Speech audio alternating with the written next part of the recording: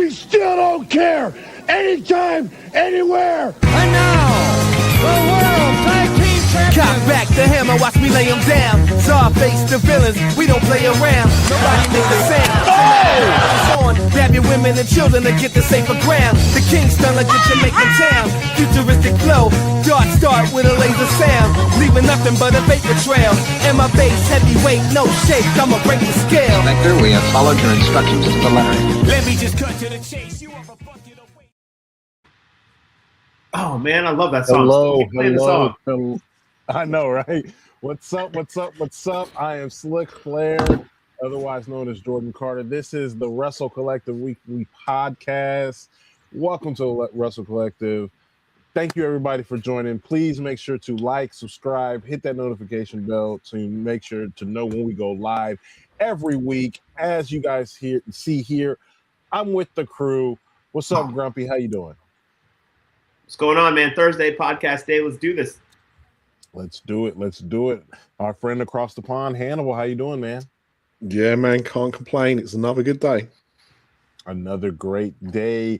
The big producer man who makes it all happen, Ryan Big Graps, how you doing, man? I am ready to relive some trauma today, boys. How about you? A little bit. And of course, we are joined by the one, the only, the advocate of Enochiism.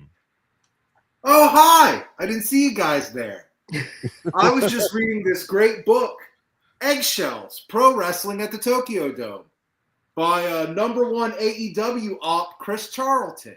Y'all remember that from Wrestle Dynasty a couple years ago? Money mark. What a Tony Khan, what a money mark. What a money mark. It's a really good book. I will say, don't hold that Tony Khan stuff against him. I was like, I've been really enjoying this. Man, it's been a busy couple of days in the world of wrestling. Today, as the thumbnails you'll see, we'll be talking about our wrestling hell and our wrestling heaven. Essentially, what moments or matches got you really into wrestling? What moments or matches got you checked out of wrestling? What is your wrestling heaven? What is your wrestling hell? We'll be getting to that later. But before we get to that, Ryan, I want to start with you. What's going on in your wrestling world? I'm making it a point to catch up on some of the New Japan shows I've missed. I'm going to be doing that this weekend with a big snowstorm coming. But outside of that, more of the same. Did you see the Blue Justice show yet? No, that's going to be one of the first ones. Yeah. No, I heard it's really good though. We are also. I also want to hear Hannibal. What's going on in your wrestling world? Man, it's been a funny week for me. I still haven't watched Dynamite.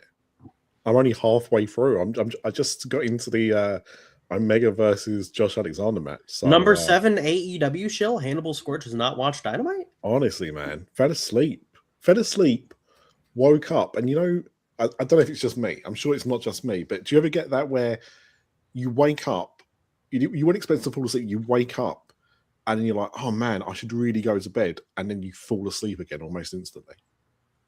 That's some of the best sleep that you can get, brother.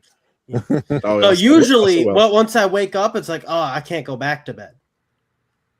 If I wake up, if I do that in bed, I'm normally awake. But I don't know. It must be something to do with like the way I'm because it'll hit me at like 5:30 in the morning. It's like I can't go back to sleep, and then I'm up for a few hours, and then I feel exhausted. I'm like, oh, brother. Yeah. Grumpy, what's going on in your wrestling world, man? I realize my wrestling world always seems to revolve around what happened last night on Dynamite. And I think it's just because I have a short attention span. But all I can think of is, man, Kenny Omega looked great. I know, Hannibal, you're in the middle of that match, but the promo after his match where he's, he got the crowd going, he got me fired up, and I'm like, Kenny Omega is back. We got a lot of good Kenny Omega matches. That was his first single since All In, right? Yes, it was. First televised match since March of last year. I'm reliably informed by the WrestleFish. And also, he dropped the trailer he shared the trailer for the DLC character Alex for Street Fighter 6, and he does the mocap for it. Is it 6 or is it 7? I don't know. But anyway. Got all his moves. Go check it out. It's amazing. And watch till the end because there's a clip at the end that I almost missed where he does a V-trigger, one-winged angel, a snapdragon suplex. It's awesome. It's cool. It's really cool. It looks amazing. Great. It Even does the finger dunk. Yeah, it's making me want to go buy Street Fighter 6. I haven't played a Street Fighter game since like the third one. So, Advocate, what's going on in your wrestling world, man? Well, looking towards the future, a few of us in here just got our tickets for AEW Revolution coming up in March. Let's fucking go! Oh, I'm so excited. The WrestleCollective will be in LA, covering Revolution. Cannot wait. Oh, it's gonna be so much fun! I can't wait. I'm gonna be stoned as fuck, bro. I'm gonna be stoned. I mean, don't be pointing that camera at me, dog. I ain't gonna be wearing this ass mask. So. We here at the Collective do not explicitly advocate for use of certain substances explicitly. Just saying that out there. We might say different behind but it. some other but nonetheless, all I'm saying is if you want to be cool with your friends, yeah. If you see us in LA, we'll have our WrestleCollective gear for sure. Maybe there's a possibility that we may do some sort of giveaway. I don't know. Badges. Whoa. We don't need no stinking badges. We'll definitely be doing some. I think we may do a giveaway for Revolution and maybe some merch because I know we're gonna possibly have a new wave drop by then. Who knows? What we're cooking up. Correct me if I'm wrong. This will be the third consecutive AEW pay-per-view that has Collective boots on the ground. This would be, yes. This would be the third one consecutively. So, shout out to us in our fortunes to be able to go to these things and give you guys a live raw feed reaction. And I'm very, very excited. None of you motherfuckers gone to TNA yet. Posers. Hey, I was, they were here and I thought about it, but like they didn't do anything to compel me to part with my dollars. That show in particular wasn't, greatest, but that's history. But you weren't excited. Wait, you weren't excited by Mr. Elegance? No, I'm sorry, Mr. Kit Wilson Jr. I did not get excited by him. No, I couldn't. I'm sorry that he's just like I said last week. The day after the TNA show, like I said last week, I had a chance to go. It's only about an hour from my house, but ultimately laziness won out, and I stayed my ass at home, and I'm glad that I did. Well, you saved your time for sure, but that's history. Well, I could have finished my book on tape in the car, so I missed the opportunity to do that. But oh well. Speaking of history, Advocate, what do you have this week in wrestling history? It's this week in wrestling history. We got to get a jingle. We're working on a jingle. That is the jingle. We're working on it. Don't worry. Workshopping. The reason it's taken so long is we're not some schmucks who are gonna AI generate the jingle. No, I got no.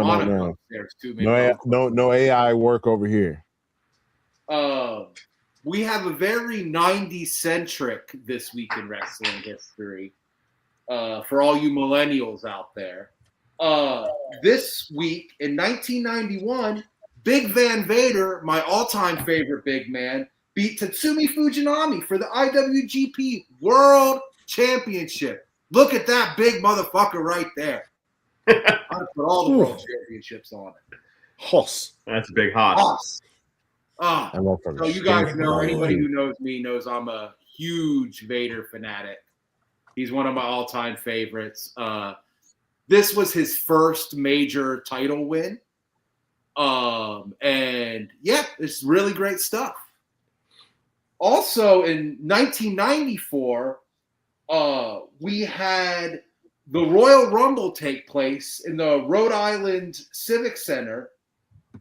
This is the famous Royal Rumble where both Bret Hart and Lex Luger were eliminated at the same time. There was a lot of Royal Rumble stuff happening, I guess, because it's January. So there was a lot to choose from. But this one in particular, I always found really fascinating. because it's like they were trying to decide which one of these guys was going to be their top face going forward. In the grand scheme, it turned out to be neither of them. But in this moment, like, this match felt so important.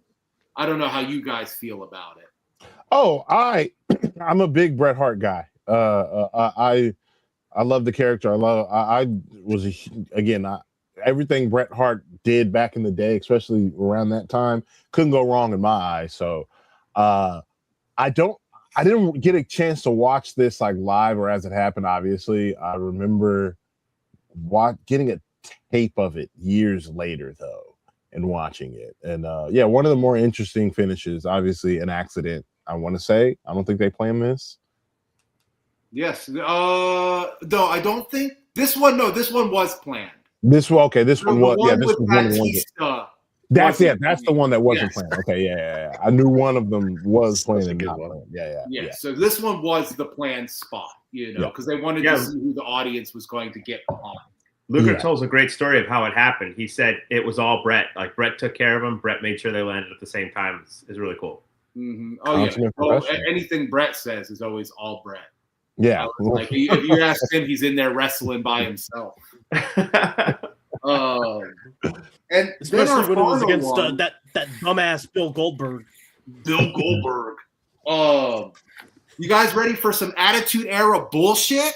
No. Hell yeah. What are we talking about? This week in 1998, Owen Hart won the WWF European Championship by defeating Goldust, who was dressed as Triple H because Triple H feigned an injury. So Sergeant Slaughter allowed Goldust, dressed as Triple H, to defend the European title and subsequently lose it. You can't make this stuff up. Wait, is that a blue bandana or did he have blue hair? I think it was a Triple H wig, like a blonde wig, and then because it was late 90s, Dustin Rhodes had whatever his color of the week was. Oh, okay. Okay. I guarantee you he's probably wearing nipple clamps under that shirt, too. Dog. Probably. He got pretty wild with it in the late 90s. But that was This Week in Wrestling History. I thought you guys would enjoy a little bit of going back to the 90s specifically. Yeah, no, a lot. These are I love when we get closer around like tentpole events, to see what happened in wrestling history.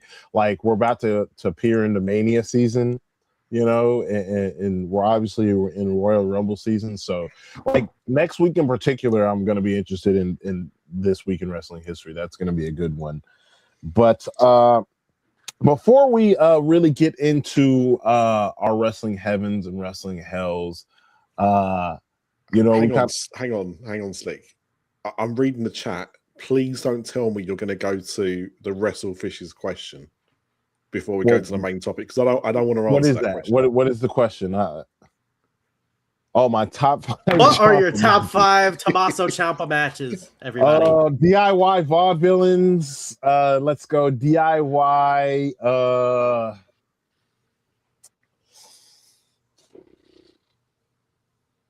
Vaudevillains again. Johnny Gargano versus Tommaso Ciampa. Johnny Gargano, Tommaso Ciampa. Then all three of them. All three. Let's just get it on there. Let's got to bring up the FTR matches. I feel like if we're going to bring up DIY. Oh yeah. DIY Revival. They were pretty good. Yeah. They were pretty decent. You know what I'm saying? Yeah. DIY Revival, Authors of Pain. Oh my God, I forgot Authors of Pain existed. Whatever happened to those guys? DIY American Alpha. They advertised for some shoddy event that had a bunch of like ex-WWE guys and Alistair Overeem. That never happened. Alistair Overeem? I would have watched that. Was that the show? Was that the show they tried to do over here? Yes. Right. Yeah, the one in Nottingham. So the weird thing about that, I don't know much about that event, but they announced it. It was the Authors of Pain. It was Nia Jax. And I think there was it Mysterio? No, Mysterio was contracted with the WWE. Was he back by that point? Oh, there was someone else. Anyway, I'm looking this up. Yeah, it looked like it could have been like a bit of a weird show, and then they announced it to be in Nottingham, which is not a particularly like popular town for wrestling. And then it got postponed, I think, 2 times, and then they just gave up. Braun Strowman was there. Samurai Del Sol. That's who you're thinking of. Kalisto. Right. Lucha things. Ah. Well, the big money match was Braun Strowman and Alistair Overeem. So before we kind of get into our wrestling heavens, wrestling hells, I was gonna do a little bit of grab bag. I was thinking about bringing back the collective sound off, and maybe we will sound off. But I did want to kind of touch on some kind of news and notes and dealings within the wrestling world. So the name Royce Keys has been brought up and possibly trademarked for a possible name for Will Hobbs. I just want to throw a quick one out there for that with you guys really quickly. What do you guys think it'll be? You think they're bringing out the Royce Keys for Will? They better not. Better keep his name Powerhouse Hobbs, bro. Royce Keys. What even is that? Yeah. Right. Here's the Makes no thing, sense. like the problem is with half the names they come up with NXT. Number one, it's like a random name generator. Do you know what I mean? You know, like these things where it says like, what day of the month were you born? What month, what year? And then you kind of like it gives you like bits and pieces that then make up a name. It kind of sounds like they've done a little bit of that with most of the NXT talent. Like Bron Breakker is an awful name. LA Knight is an awful name. Really bad. You can tell me they're over and everything like that. I'm not saying that. I'm just saying they are terrible names. Speaking of LA Knight, don't forget Slate Randall. Slate. Trill London. Trill London Trill is Wesley. amazing. Trill London. He's on the way. Wesley and normalized it. Tommaso Ciampa. That's another weird one. Another quick one, or this one we can kind of park and kind of talk about this one. This is a really interesting one. We're not the numbers guys, the collective. We've never been the numbers guys, but there's been a pretty interesting number that came out about TNA's debut on AMC.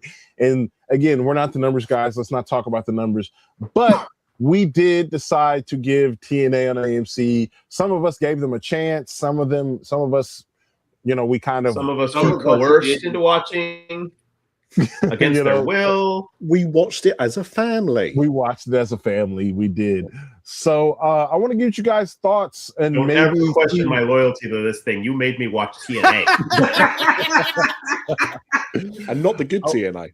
I want to see what you guys think and what you guys feel in particular about, TNA and, the number and whatnot, the show. What did you guys think? And again,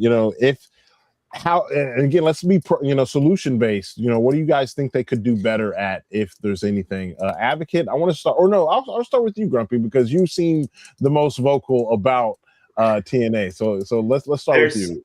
Okay. The wrestlers deserve better than whatever clown was in charge of the production of that show. Production. They need people who know how to put on a live event. And it did not look like anybody in the building knew how to put on a live event. So I don't know where all the money went that they got from AMC. That's all I can say about that. I'm not normally a numbers guy. I try to stay away from numbers talk. I don't even know what they got, and I don't know what it means. Apparently, it was okay. What I'm going to be interested in is the week over week. So we'll see what it is this week, tonight, I guess, and then we'll see what it is next week, and we'll see the trend. If they're at a level that they're happy with and they can maintain it, okay, great, good for them. If it's something that AMC is happy with and they can maintain it, awesome, good for you guys. Based on what I saw, if I was checking out TNA I was checking out TNA for the first time. I'm not going to watch it anymore. There was nothing on there that interested me. I liked some of the wrestlers. The actual wrestling content of the show was like next to none. And if I'm going to have to watch some guy be hatched on stage next to Perez Hilton again, fuck off. I'm not watching that. Abigail, I'll go to you. Yeah, I did not watch this show. I knew it would be bad. I've long maintained that TNA has basically always been bad, save for like a couple brief moments of brilliance. Like their whole 23-year career has been missed me with it. Thank you. I think that there's a lot of talent out there right now that TNA could pick up that would make me interested to like watch their show. Of the talent that they have right now, there's nobody that I'm really pining that much to see. Danny Luna would probably be the exception. I saw her dog collar match. What was it, last month? And I thought it was absolutely fantastic. One of those times in Europe. Yes. So, but with the exception of her, I don't know who they have that I want to see. And I don't know if they're going to pick up any of the talent that's available that I would want to see.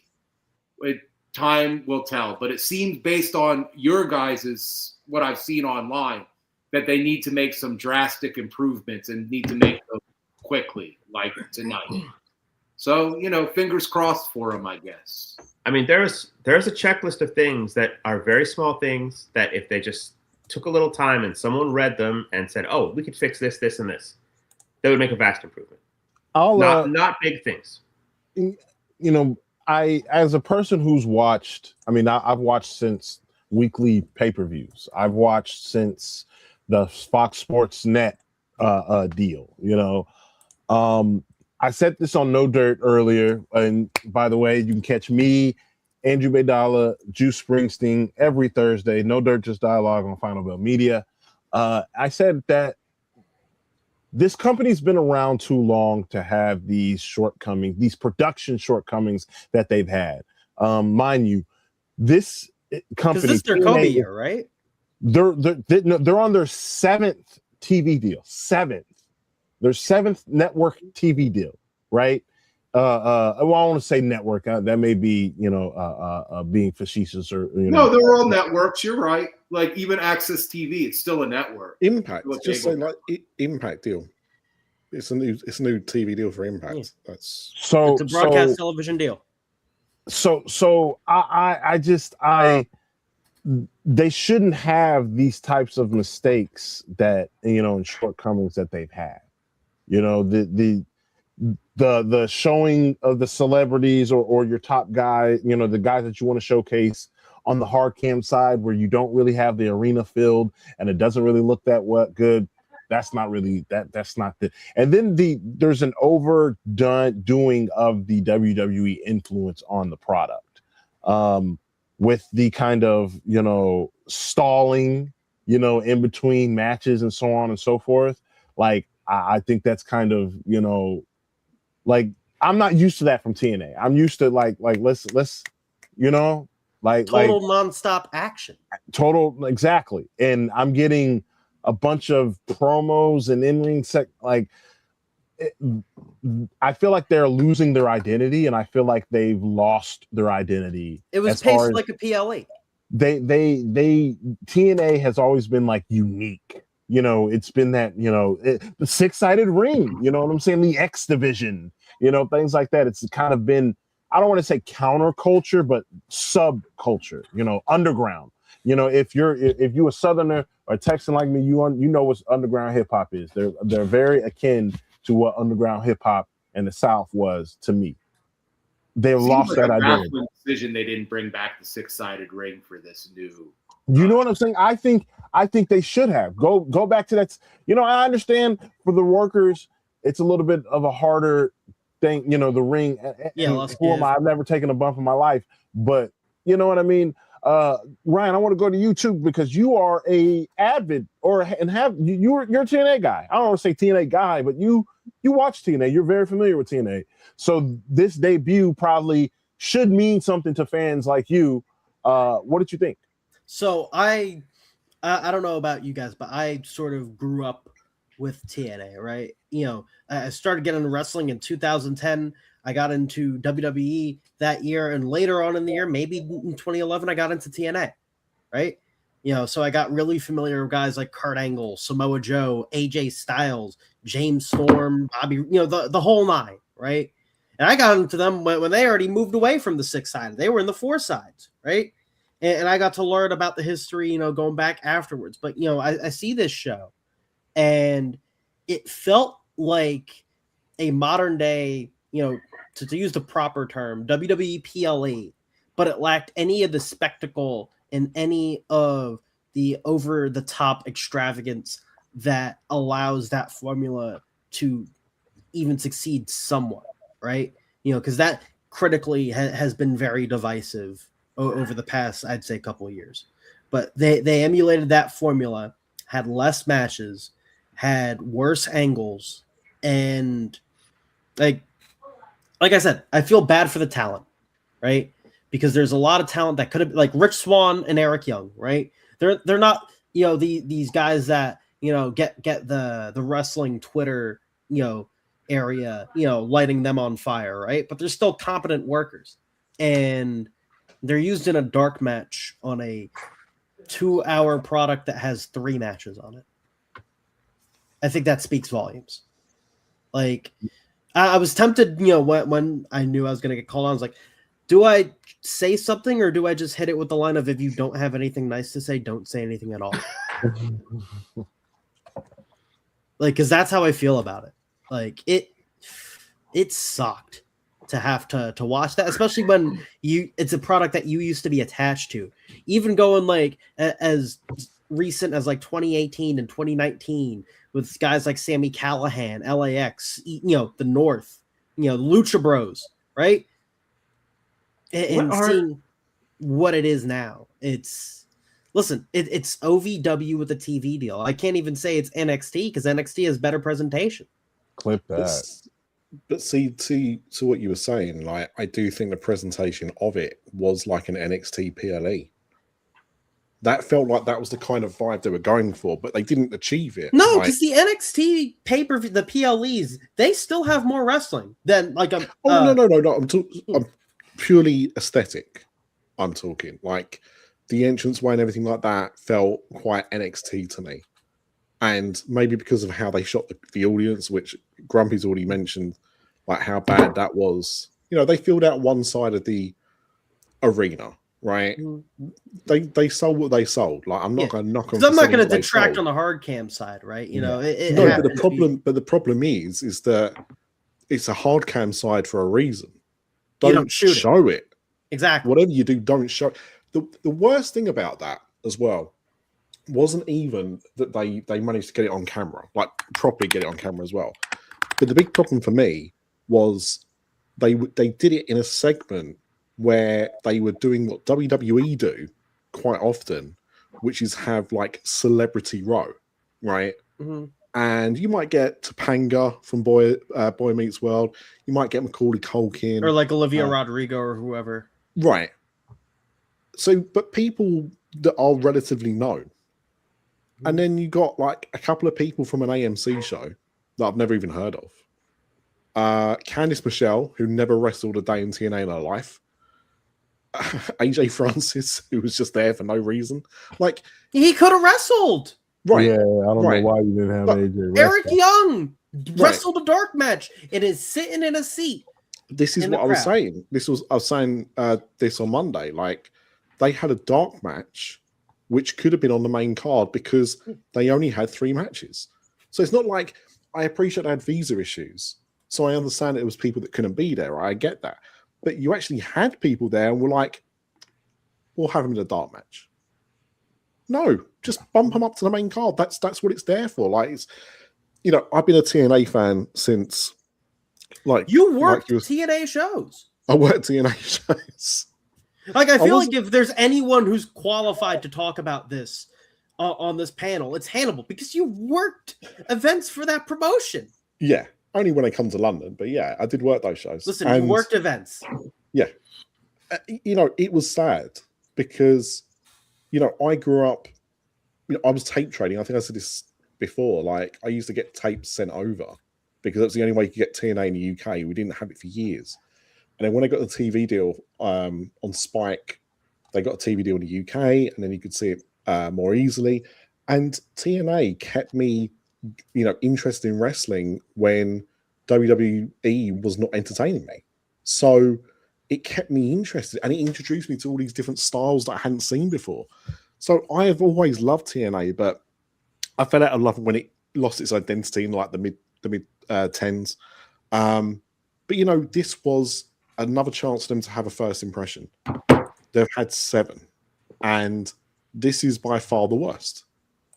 And this is probably the last big deal they're going to get, you know, on a network like that. Ooh. I don't Flip that. It took them. Yeah. Look, when did they leave Spike? Was it 2015? So it's taken always like 9 or 10 years since they left. You know, what you would consider more like regular cable television. Okay, so it's taken them 11 years to get back onto a cable network that people have actually heard of. You know, I'm sure people watch the Pursuit Channel and all that. Pursuit Channel? we never got a UK offshoot, but do you know what I mean? Like, this was their chance for them to do something, and they had 3 months, about 3 months, to prepare for that first show. And the thing that I take away from it, other than the stuff that everyone's already mentioned about it, is they had a pay-per-view on Saturday, right?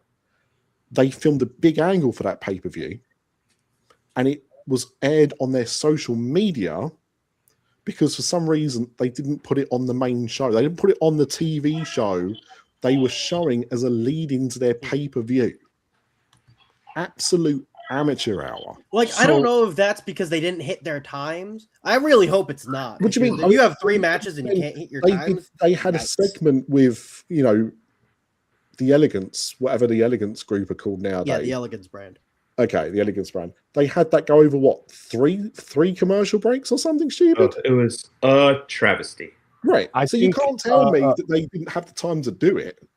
So they could have cut that entirely out. Well, it would have only been a net positive for the show. Cut that entire segment. They had to pay Perez Hilton $300. Do you think they're not going to use him?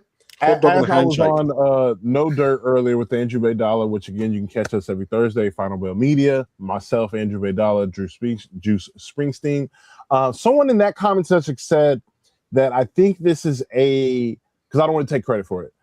This is an example of the difference of TNA not being prepared for live television. Like, taping a show is a lot easier. Taping and editing a show is a lot easier than shooting it live. But they've, again, 7th network deal. But you can't even make that excuse, right? Because they ran live shows last year. Not even the pay-per-view. They ran live shows last year that were better than this. Yeah. True. They filmed, like, when they were at UBS Arena, they filmed that a lot better than how they filmed the Curtis Colwell Center in Dallas. I just don't understand because to what you said, like, going into this, seemed like there was a level of competency in TNA that maybe they had been missing for some years. Like, it felt like there was a lot of buzz, you know, like there was angles that people cared about, or at least seemingly cared about. And for this to go so off of the rails is just baffling. It's like, it's tripping, like right as you get to the finish line. It's like Usain Bolt about to cross the tape and then he breaks his leg on the one step before. I just, it's little bit. It's a banana peel they place down. Yeah, I'm like this little bit curious to see if it's better tonight, but I also don't want to devote. Maybe this was their plan. They were like, make the show bad, and then everybody's like, "There's no way it can be that bad." And then you're pleasantly surprised. I think there's one statement, sort of to wrap this up, that really suits this whole deal. It's a quote from New York Jets running back Breece Hall. "Some teams shoot themselves in the foot. We shoot ourselves in the head." LOL TNA. That's a great way to end that.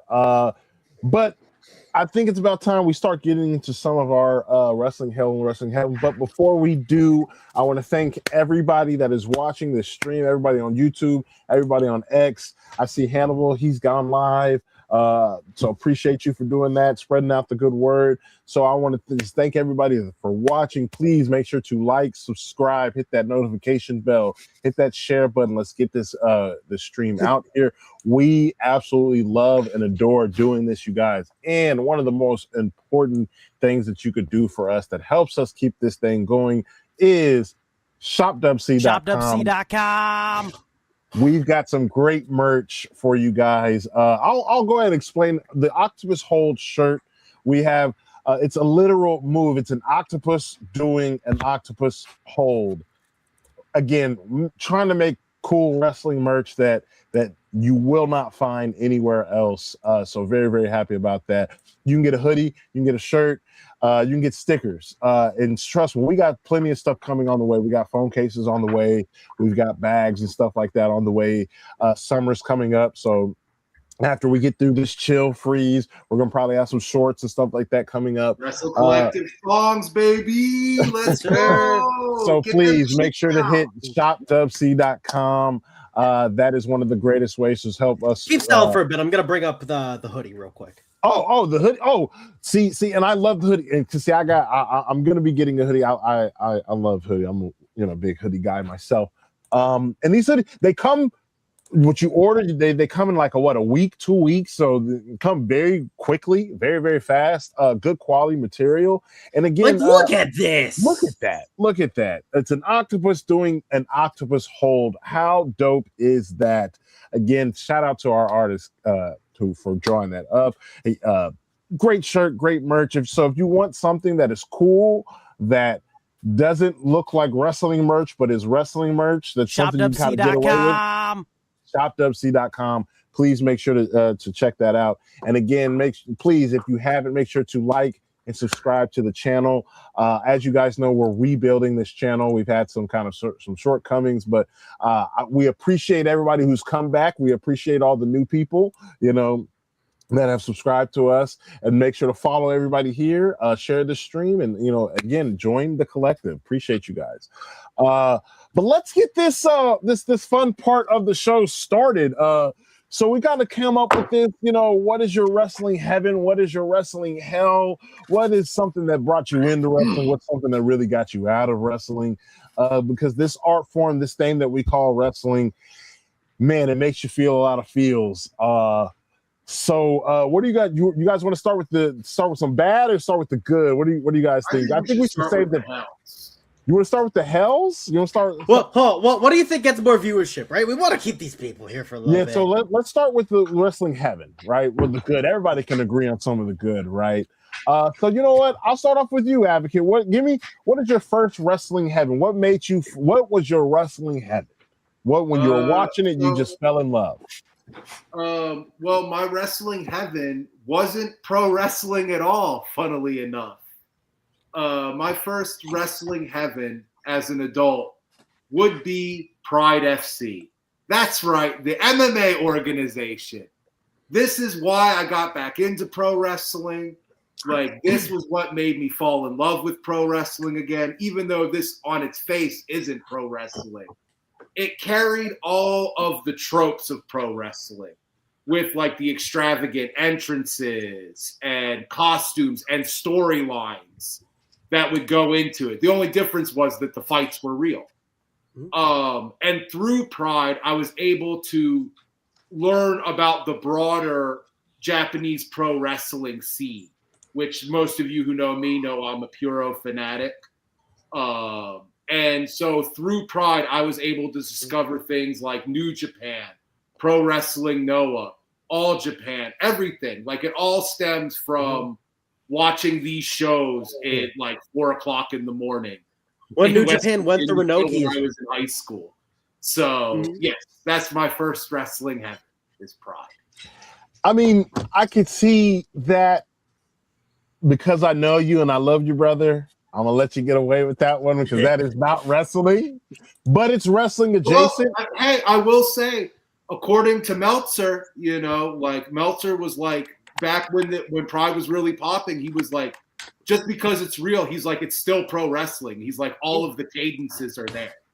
And also, right, a lot of the guys in Pride got involved with pro wrestling, right? Mirko Most of them Krokop started versus in Yuji pro wrestling, Nagata, at least the Japanese ones. Shinya Aoki, Mhm. Rampage Jackson.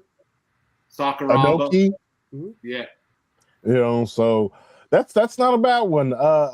For your wrestling heaven. I want to go to Grumpy because I got a feeling I kind of know what his first wrestling heaven's gonna be. What is your wrestling heaven? What when you're watching, you just fell in love? I've told this story a dozen times, and I'll tell it a dozen more. So I took a long layoff from wrestling. At the end of the Attitude Era, I stopped watching. So I really didn't watch any Ruthless Aggression era. I didn't watch any PG era. I was watching any wrestling, like any. And then I, many years later, 15 years later, I got into a video game, an online gaming group with a couple of guys who were into wrestling.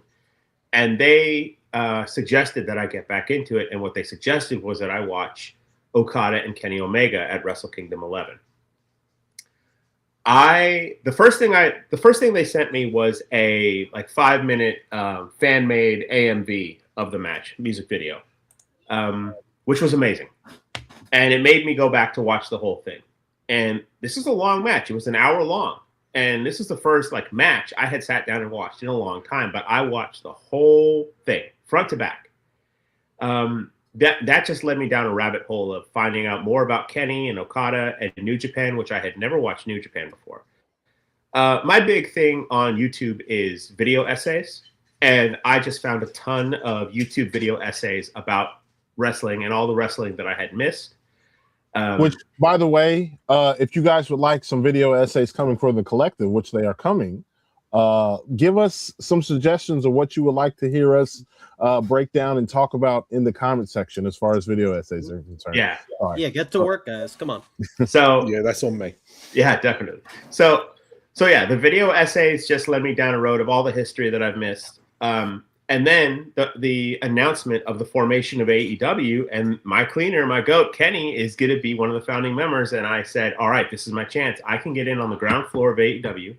I could be a day oneer, and I won't have missed anything. I won't have a decade and a half of history to catch up on. I will be a day oneer for AEW, and I'll know everything that's going on. I'm caught up. This is tailor-made for me. Like, what else could I ask for to get back into wrestling on the ground floor? Was AEW. That's very nice. I'm gonna switch it up a little bit. I'm gonna go to the producer man. Ryan, what is your wrestling heaven?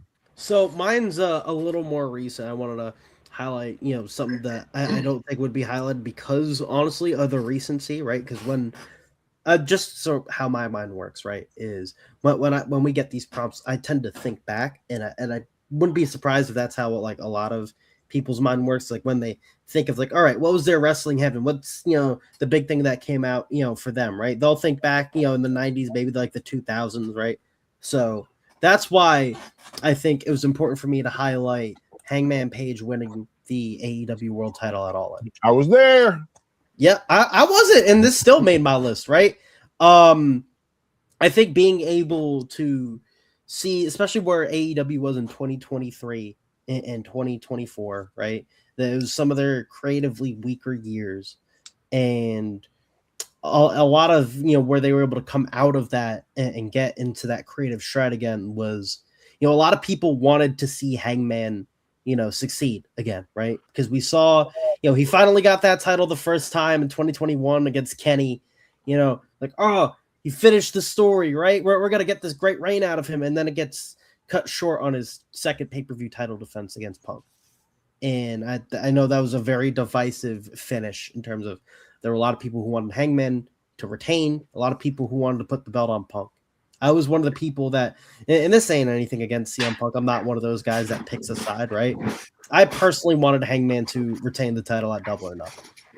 And it felt like it was a bit of a letdown to see that his reign was cut short, and seeing, what he went through as a character sort of being pushed to the side before finally, this past year, seeing what it felt like the company's investing in him again. It's like, all right, this is our guy. Let's put the belt on him again, especially against, a Jon Moxley reign that for a good portion of it, people wanted that reign to end. which is funny. Like he hit his stride towards the end of it, but this was great. And I think it's going to be a bit before we see something that almost feels as euphoric as this. It was definitely euphoric being in the building. Hannibal, I want you to go last because, you know, I love you and, you know, I want you to get the spotlight today. So I'll go. My wrestling heaven, for me, it started because this is, for me, it's something it's personal. You know, when we think about wrestling heaven, I'm thinking about like something that made me just feel utter bliss, that I was just happy, a little bit emotional. And so for me, my first, you know, when I found myself in wrestling heaven was Kofi Mania. Was Kofi winning that title. I mean, look at Xavier. That was my face when Kofi won. Like, dog, I'm for real, I cried. As a black man who's been watching wrestling his entire life, don't get a lot of moments like this, you know. And then for me, I've watched Kofi since, you know, looks like there's gonna be trouble in paradise. You know what I mean? So this match, this moment, it meant everything to me as a fan, personally, and now professionally. It means that much more to me, knowing how hard some of these guys work to get to that spot. So it was definitely wrestling heaven for me when Kofi Mania started. Such an amazing moment. I don't think anybody pegged him for winning that match, especially against Bryan. So it was really good, really good. I don't think anybody pegged him to be a world champion after that atrocious Jamaican accent, bro. No, he sounded like he never ate oxtails in his life. And then for Triple H to like, I've always hated the moment of when Triple H outed him on that. Like, Triple H always got to, you know, be that guy. Like, like it was bad creative, and here you are making fun of bad creative, but you're better than, you know what? That's a different story. It's a little bit of a preview of my wrestling hell. Anyways, Hannibal. Maybe a collective sound off as well. Hannibal, what is your wrestling heaven? You know what? It's funny because I haven't. The best thing I've ever seen live was not what I chose, which would have been Swerve versus Danielson at All In 24. Because when you see a big moment like that, I mean, I appreciate it's not Hangman Page winning at All In the next year, but when you see something like that you weren't expecting, that just made you feel that, it's incredible. But the moment I chose was, or the match more importantly, was Royal Rumble 2000, Triple H versus Cactus Jack in a street fight. I've kind of told this before in other spaces, but I've never talked about it on YouTube. So I started watching wrestling back in like late 1991, and I fell out of love with wrestling when Mankind debuted in WWF, as it was at the time. I was doing those weird backstage interviews with Jim Ross when he was squealing like a pig. I was like, I think I've outgrown this now. And I just overnight just stopped watching wrestling. And I played some video games and stuff, so I knew Hogan had gone to WCW. I heard what the NWO was, but I hadn't really watched anything. And then one day I just accidentally caught Sunday Night Heat, and they showed this video package for Cactus Jack versus Triple H. And I think anyone that was around that era knows the video package that I'm talking about. It was like the big reveal of Mankind. You know, I'm not going to face Triple H, but I know someone who can. And he takes off his shirt and he's wearing the Cactus Jack t-shirt. And I was like, oh, this is interesting. And then they were showing the pay-per-view. So cool. Yeah. And they were showing the pay-per-view because what happened was a new channel in the UK got some of the rights to WWF. And so they had 4 pay-per-views and Sunday Night Heat. And the Royal Rumble was the first one that they were showing on like broadcast television. And I stayed up and watched it. And the show was good. And I was like already kind of entertained by what I'd seen. But that match, I'd never seen anything like. I didn't know what ECW was. I didn't know what they were doing in Japan. So seeing a match where there was like thumbtacks and barbed wire, and I'm watching it and I'm like, I'm seeing this baseball bat with barbed wire, and I'm like, oh, but it's not real barbed wire. You know, it's clearly like rubber or whatever. And then you see the barbs get stuck in the shirt, and it's like ripping the shirt and some skin. And I'm like, this is real?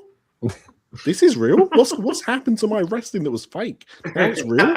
So you were like, what happened to my clown wrestling a prison guard? Right, exactly. So, you know, it sent me down a rabbit hole. I went back and like watched a load of like events that I'd missed. The internet was everywhere, so I was able to kind of like go back through history. I from that point on, it got me back in, and it kept me there, even through the dark years of WWE. It kept me kind of like watching. But had I not watched that promo at that time, don't know if I'd have ever got back in. But that match was amazing. No, that's a pretty good one. I like how Grumpy the moment the Cactus Jack mode that was a really good. Also, that Cactus Jack shirt, one of the most underrated wrestling T-shirts of all time. Yeah. The Wanted Dead. Oh, it's so good. Yeah. And his music, I'd have to put his music up there like top all time. His entrance music, the Cactus Jack music. Not as WCW music. We'll say that. No. Question for Hannibal too before we go on to our next round here. Back in the day for you, was WWE on Sky? Yeah. So I had Sky. Yes, it was late 90, early 91 that we got Sky, and the only things that I really watched were The Simpsons and WWF, and I was obsessed with it. But at that time, America's two greatest exports. Exactly, on one satellite station, and so when the Royal Rumble 2000 happened, Channel 4 in the UK had taken 4 pay-per-views and Sunday Night Heat. In a really weird set of events, and just so this is the other thing. So think of like Channel 4 was a bit like PBS. Everyone had access to it, right? And they showed that first Royal Rumble completely live, started like on the dot. They put adverts in, so you missed a few bits and pieces, but not too much. But that event also had Mae Young going topless.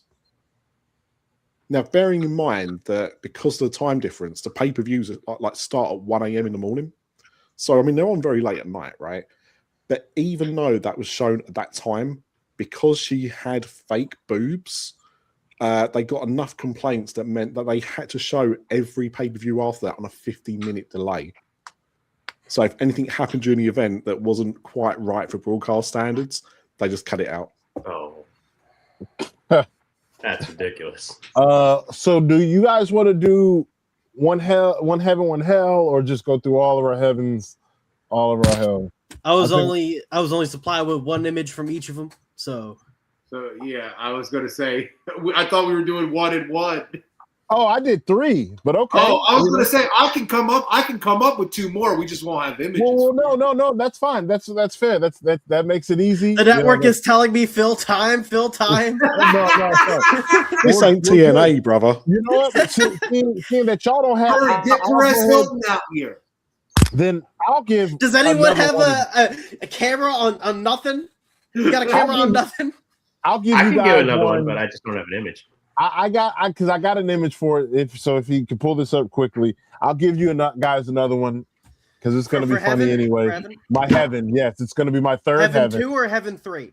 Heaven 3. Seeing that they, so I'll go with my heaven 3 really quickly.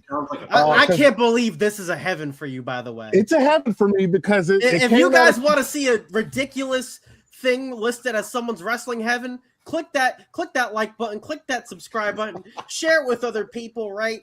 You're gonna love it. I gotta know. So for me, I like a good story, man. I like a good something like this isn't a good story. It's let him finish. So I like a good story. I like something where I can just sink my teeth in. And this, I don't know. I loved it. It's a little bit different, but my wrestling heaven is TNA's Aces and Eights.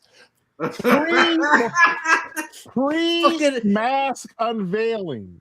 Before they took off the mask. Before you found out it was Wes Briscoe and Garrett D'Lo Brown. Before you found out who they were the most badass group you could like. They were taking people out with the hammer because you got to remember they took out AJ Styles, they took out Sting, they took out Kevin Nash. I want to say they took out multiple people with that hammer, and before you even knew them, I thought it was a great idea. It was a great story. Of course, big Sons of Anarchy fan. Obviously, this is very much Sons of Anarchy coded, but. This was wrestling heaven for me. I loved it. I thought it was great. It was super fun to watch before the mask, got took off. I mean, you had the greatest heel reveal ever. Who would have thought it would have been Bubba Ray Dudley? Everyone. Everybody. What are you talking about? Who is this Bubba Ray Dudley shaped man? I'm happy that someone was able to enjoy this, but to quote friend of the show, Wrestling with Tism host, the WrestleFish. LOL TNA then, LOL TNA now, LOL TNA forever, LOL TNA together. This is the problem. WrestleFish, he must be away from his screen because I know he'd be popping for this. He loved Aces and Eights. That makes two of them. He's our resident Death Rider expert. I'm telling you, Aces and Eights was cool, man. Like no, Aces and Eights. I will kind of give you some props, right? Because when it first started, it was quite cool. The problem was, it was a bit like when the NWO started, right? We had Hall, Nash, Hogan, right? And then you get a few people in there like X-Pac, Six-Pack, whatever. But then you got Virgil. And then you got a very out of shape Ted DiBiase, you can't wrestle. And you're like, it's not quite so good. But the problem with this is it started off with the shit ones. Mm-hmm. It's like, at least with the NWO, it started with good people. This was just like way to the who? Yeah. Mike Knox? Mike Knox. Come on, Doug Gallows. Listen, we respect top 10 bag getter Doc Gallows. But when most of the guys in the faction you can imagine coming out to this.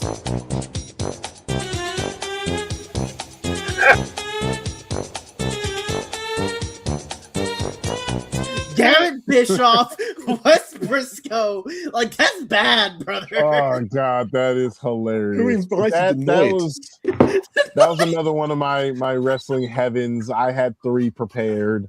It just off the cuff. If you guys care to know, my other wrestling heaven was Okada Shinsuke, Wrestle Kingdom. I fell in love with that. That was just obviously that made me fall in love with wrestling. If you had any journalistic integrity, that's the one you want to showcase. Yeah. No, but he knows entertainment. He knows how to he knows what the people want. I know what the people want. Do you remember what this guy was good? Do you remember that? What? When Shinsuke, do you remember Petrus Farms remembers? Pre-surfer Shinsuke Nakamura? Yeah. Petrus Farms remembers. But let's get to the fun part. The wrestling hell. I don't know who to start with. I'm gonna start with you, Grumpy. What is your wrestling hell? Okay. I'm gonna preface this by saying there was a period, a hot minute, where I really liked the Righteous's gimmick in ROH. And I had said this multiple times that the reason I liked them so much, they reminded me of the aesthetic of Far Cry 5.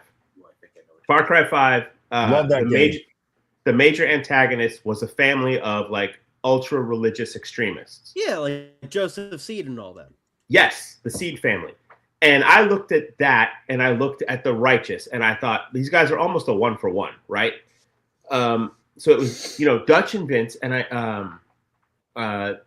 if they had just added like one more their original incarnation of Ring of Honor had a couple more people. Yeah, they had an extra guy and they had a lady too. So like that's all they needed. If they had 2 more members, it would have been perfect 1-for-1 for the Seed family.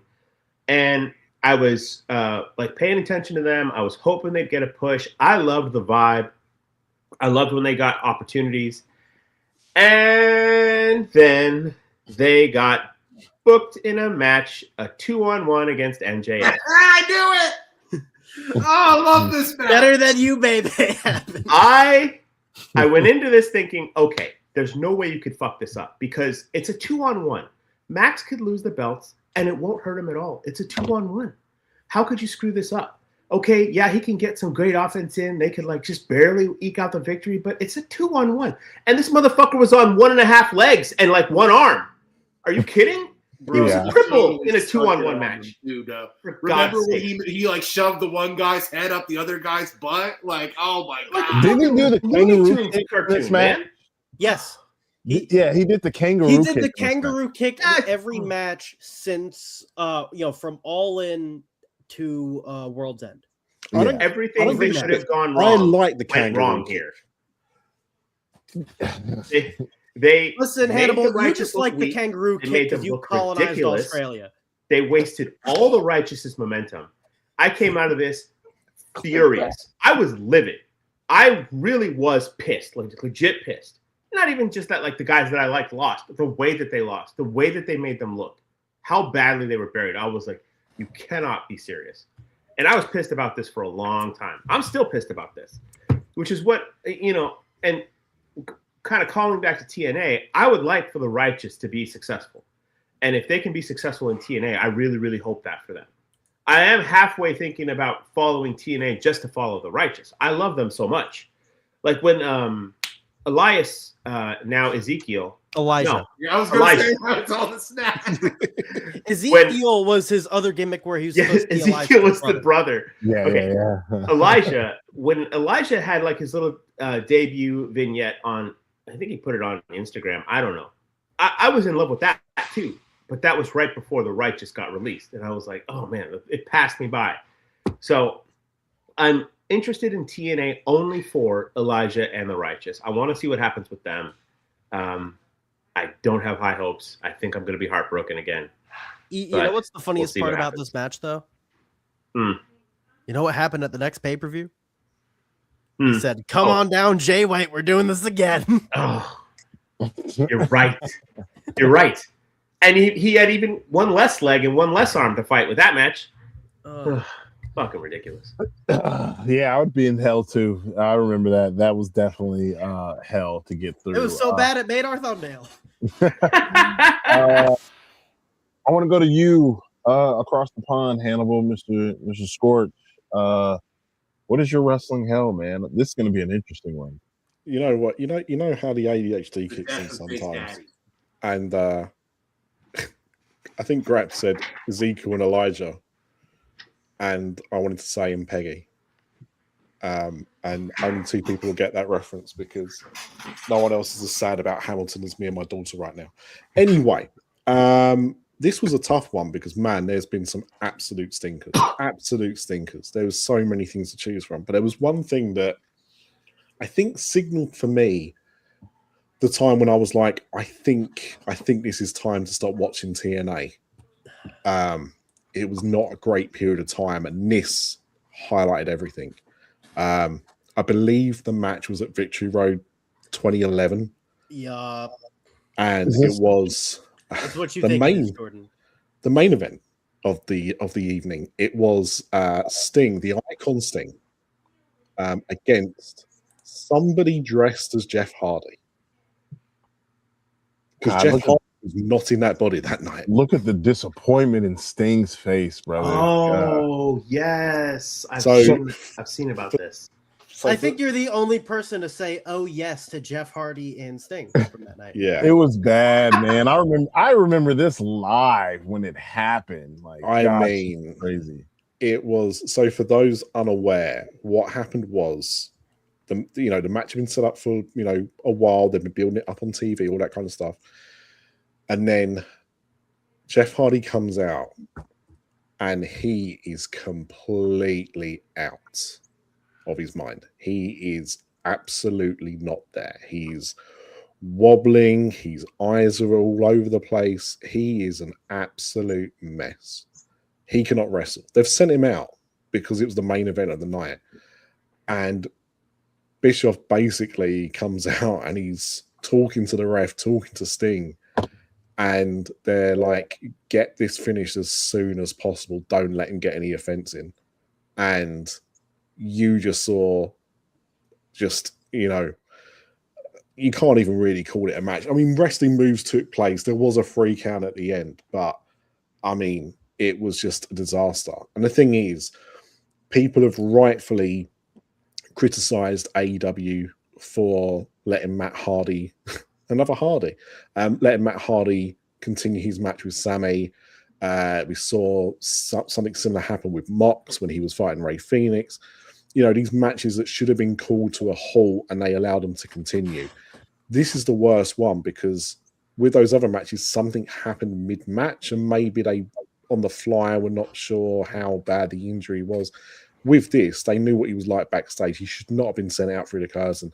They should have called an audible, either said, you know, Jeff Hardy can't compete tonight, or do an angle where he's been attacked backstage. You don't have to see anything, and they can just send out a replacement. You know, there was so many other things they could have done, but to send out a man in that condition to go and like have a match while everyone is booing, it was just the worst. And it was at that point, I was like, what is TNA doing? At that point, they should have just sent out a vet, have a number 1 contenders match for the world title, and call the match in the ring. So there was so much they could have done, and they went with the worst option by far. Mm. So, absolutely, that was a bad one. To switch the order up, I'm gonna go ahead and go. And again, I know I have 3, so if we could load up my Wrestling Hell 1 is one that's very known about me, so I'll skip that one. I'll revisit it here once we're all done.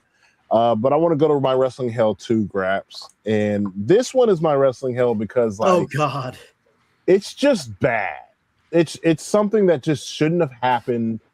There's no need for it to happen, and it did, and it was bad. There's no redeeming quality of this match. Right in the start of the Saudi Blood Money era, and that is DX versus the Brothers of Destruction. Oh God. Oh God. You know, I think there's a great song that goes to this match. You know, I think it's by the Gap Band. Oh yeah. You light my fire. You light my fire. What's the combined age of all 4 wrestlers in this match? About 206. Because, like, good God, this was just bad. Look, so you got Bald H, HB Bald, Governor Kane, and MAGA Taker. Like, this Governor was Kane also bald. That's a wig. So. Yeah, that's the hair attached to his mask. Yeah. Excuse me. So you have 3 bald gentlemen, 1 balding gentleman who doesn't want to let it go. Like, I don't think he was allowed to let it go. Don't forget as well, Shawn Michaels wasn't sure which way to look. We are talking, you know, the worst boss-eyed version of HBK. I mean, this was not good. Didn't Triple H like tear like his pec during the match? He tore his. They got knocked out in the match. I mean, this was literally 4. Kane's mask fell off. This was 4 old bumbling guys wrestling each other. Like, this never should have happened. Like, there was nothing. It's not entertaining. It was bad. Every single part of it. This is the anti-advocate match. Like, it was my Wrestling Hell. And the reason why it was my Wrestling Hell is because, like, I personally, I'm a big Brothers of Destruction guy. One of my favorite Brothers of Destruction moments is, it's called the Brothers of Destruction Night of Terror, where it was a random night on Raw where they just came out in every single match, just fucked everybody up, just choke slammed everybody, and because they were mad at Vince or something like that. I can't remember the storyline exactly, but like, so I'm a big fan of them. So, and then of course DX. Call me crazy, I'm a big DX guy, especially the 2009 version. Shut up. You're the one person I know who would care. Shut up, I don't care. The 2009 version of DX is good. Loves cock. No, that's 06. That's 06. Maybe loved cock. No, from 06 to 09, I don't care. It was great because those matches with Rated RKO and whatnot, great. So did you love that Spirit Squad program? Yes, I actually did. I've The got a way soft spot for they Spirit threw Squad. Sean up in the air, bro, like they tossed him. That was cool. But no, this was bad. This was just terrible. My wrestling hell. I mean, this was Robot Chicken, the opening of Robot Chicken where the chicken's forced to walk. That's what this felt like to me. It was just that bad. I hated it. Definitely my wrestling hell. Terrible. A match so bad. We're still talking about this match in the streets of Riyadh, bro. Legendary. Well, sure, I mean, I'll tell you who doesn't talk about that match. Shawn Michaels. He refuses to accept that was his final match.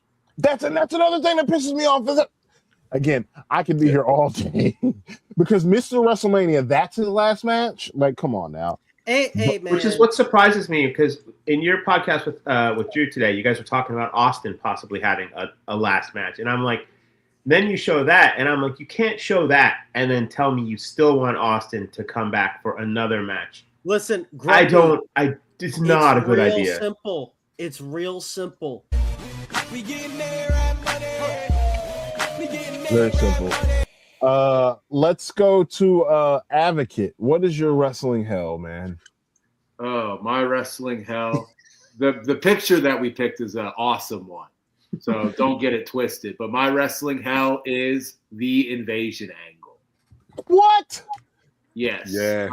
This was literally what got me. Like I said, don't let this picture confuse you. Yes, this picture is awesome. We all love this meme.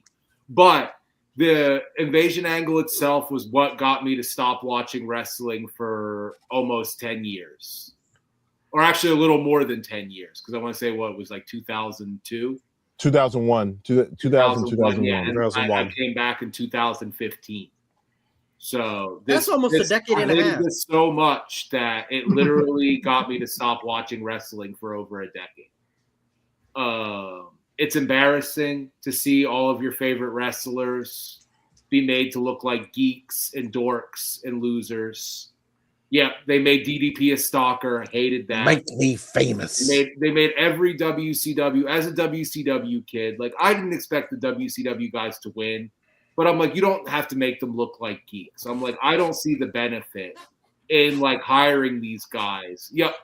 Just to make them look like geeks. You know what I mean? It's like you left so much money on the table with some of these acts, you know, especially DDP. Because if you guys weren't there for it, like DDP, like this guy, he was special. High five.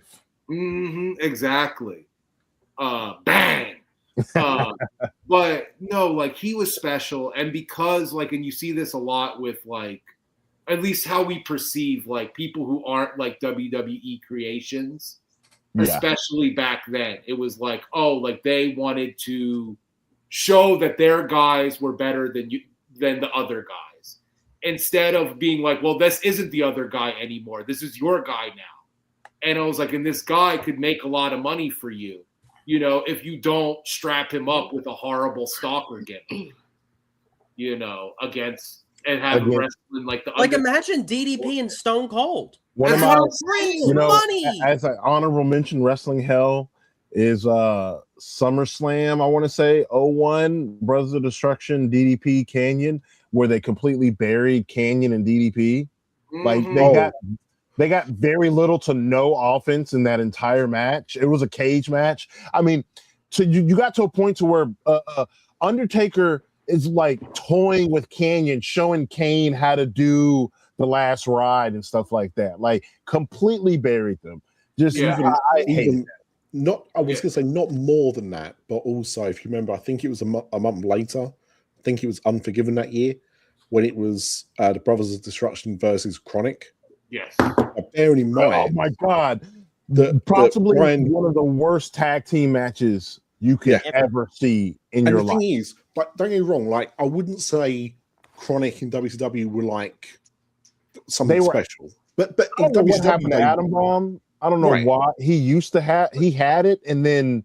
But the thing is, in WCW they were good, and also like that was his name, right? Like you know, backstage him and Brian Adams were like tight as fuck. Like Yeah, they they're were boys. backstage, they were boys. So for them to go out and have that match where, again, like the previous match, just absolutely decimates them and looked like complete worthless jobbers. It was just stinky. There was There's no reason for it. many talents during that invasion. Canyon is I will always advocate for Chris Canyon. Absolute talent, gone too soon, amazing wrestler, and he was an absolute joke in that company. Like They all were. Literally everybody who came from WCW, like post their closure, was treated as a joke. Because people will talk about, it's like, oh, the Time Warner contracts, right? You know, they didn't have Hall and Hogan and Nash and this, that, and the third, right?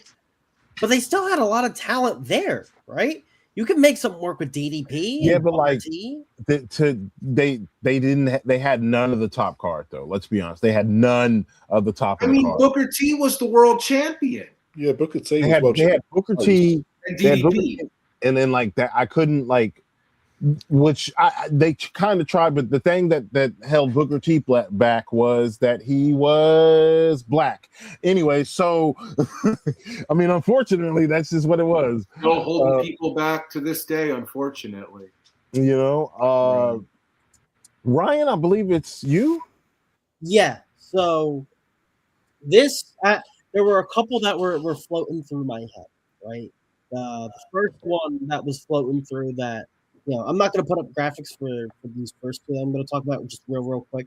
Right, the first one that was Wrestle Kingdom 12, Tetsuya Naito losing to Kazuchika Okada for the IWGP World Title. That pissed, like, it was what it was like. Remember when Cody lost at Mania 39 and everyone was like, "Oh, what the hell?" Yeah, that was that for me. Wait, is this Stardust Genius version of Naito? This is after he wins the G1. Oh, yeah, no, I'm with you. That That the TNA debut on AMC, that was painful, brother. And then the one that I'm gonna mention was one that I was actually in person for. It was a match that I actually was pretty hyped up to see. Right, it was one of my standouts on the card because like, oh, this could be an interesting clash of styles. We got a hometown guy. There's a big luchador coming in from another promotion that I think can, do really well.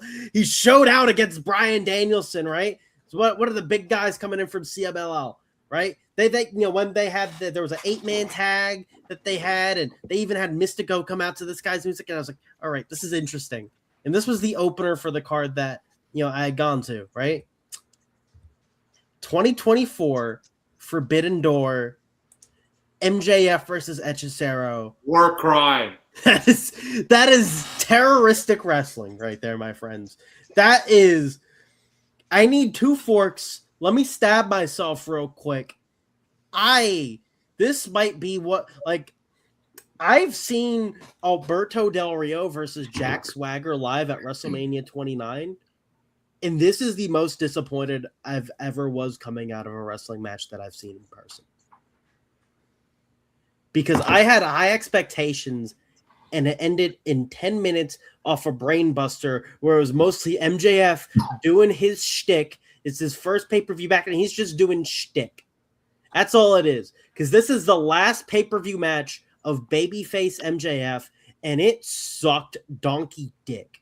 I hope to God that I never see these two wrestle again, because I have no faith that it can be a good match just because of how bad this was. And this was a real kiss of death for Hechicero as well, because it's so funny. If you ever go through, a lot of us here watch CMLL on the YouTube, and if you ever go through and read the comments, anytime Hechicero wrestles, people are like, oh my God, Hechicero, he's such a loser. Like, what's the point of being able to do all these cool moves if you can never win matches? They're brutal. And it breaks my heart because I love Hechicero, and he's a winner in here. MJF terrorism.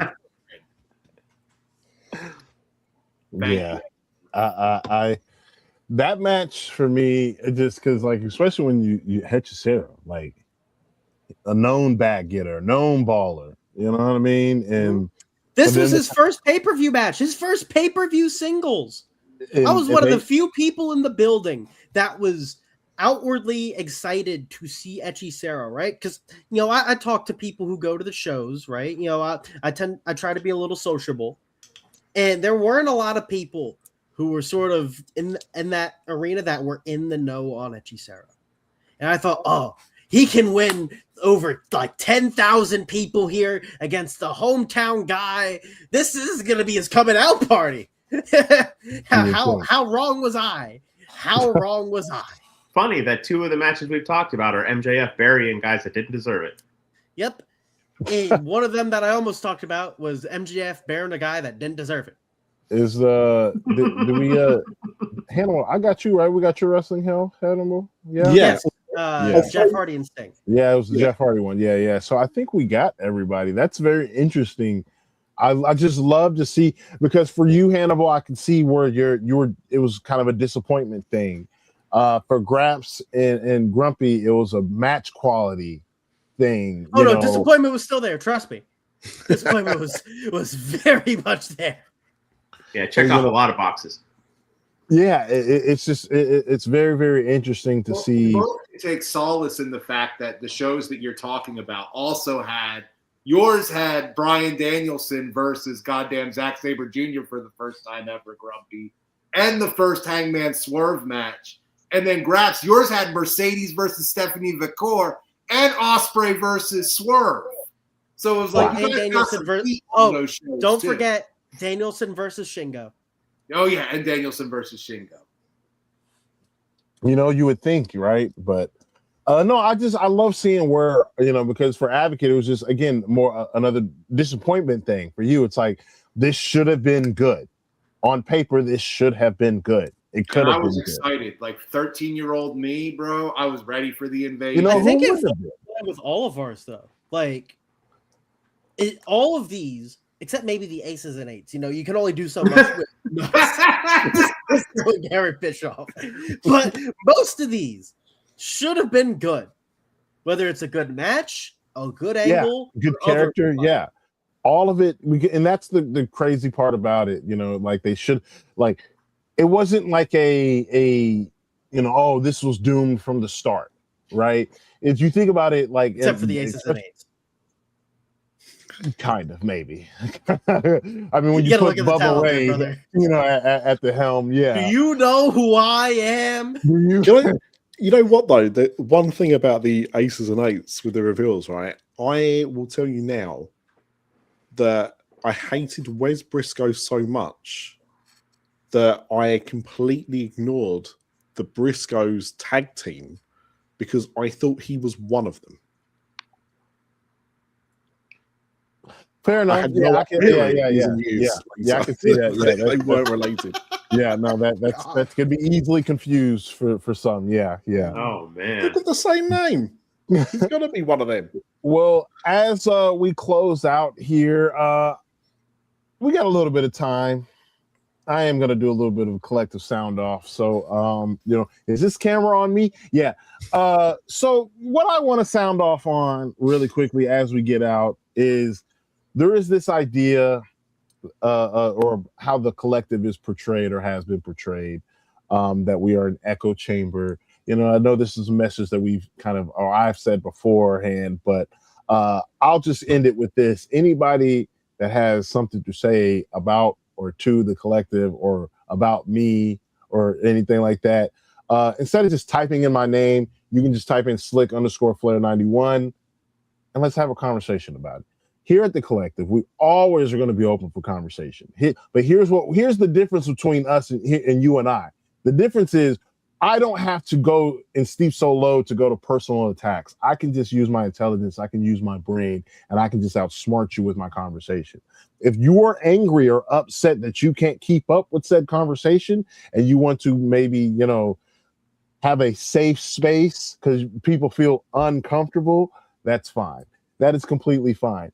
But if you got anything to say to the collective or about the collective, please join in on the conversation because that's what we are here for. But understand and know that I'm saving you. I had a lot more vitriol, but out of respect, to the rest of my collective members, I've been told to walk off the ledge, and I will walk off the ledge. That's what I got. That's what I got to sound off on. Anybody else? You guys want to get some? I'm gonna add on just real quick. One thing to those people: get your numbers up. Honestly, I'll just say I apologize. I made anybody uncomfortable. I just wanted to sit and listen and mind my business. Let me get the close up here. Let me get the big boss. Is this solo? I got you. Yeah. Listen here, all of you. I'm a ball knower, and you're not. And if you got a problem with that, you know where to find me. Hashtag or @advocate of Enochiism. And if you want to have it out, we can have it out, big dog. I'm ready. Want to do a quiz show? I suggested we do Jeopardy. Let's go. Wrestling Jeopardy coming. I think that's a wrestling with Tism thing. Which, well, before I get to my plugs, Hannibal. Yeah, so you got your hand up. Yeah. I want to sound off. So, if you got a problem with me, just remember what happened last time. Yeah, try throwing that tea in the sea and see what happens next. That's all I'm saying. Oh, man. I love this collective. I love what we've come together and do. Again, the Wrestle Collective, if you are unfamiliar with who we are, what we do, we are just a normal group of fans who have all found a common love for this thing that we call wrestling. But we are here with a mission, with a goal, and that is to end tribalism one conversation at a time. We don't always have to agree. We don't always have to see eye to eye. But we do have to respect one another. That is one thing that I do.